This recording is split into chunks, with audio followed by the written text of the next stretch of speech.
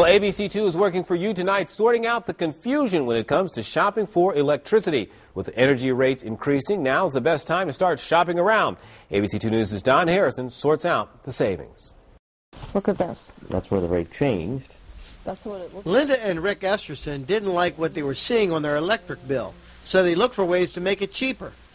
Turned the lights off, used energy-efficient bulbs, and lowered the thermostat. But that wasn't enough, so they tried another option. So we looked at different carriers.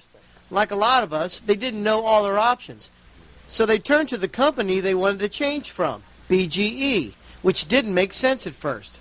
Why would you turn business away and give it to somebody else? BGE doesn't turn it away. They are still a part of it because there are two parts to your bill.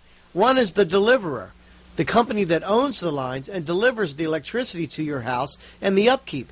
The other is the supplier. Since the late 90s, Marylanders have been able to choose a different supplier, so that's what Rick and Linda did. It was easy. The transition was seamless for me. Rick did the research and didn't have to go far. I actually started on BG&E's website. It all seemed familiar to Rick.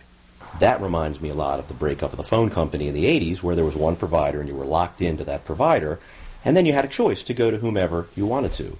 And that's exactly what we have now. With those choices, you have several things to consider. How long do you want to commit? What type of energy, conventional or a more green approach like wind power? The distribution part is regulated. Senator Pipkin has dealt with deregulation for the 9 years he's been here and says alternative sources may be greener, but not necessarily cheaper. No one's going to argue that wind or solar are good sources of power. The question is, how much does it cost and who pays for it? Some legislators in Annapolis want the Maryland Public Service Commission to do a better job of educating Marylanders.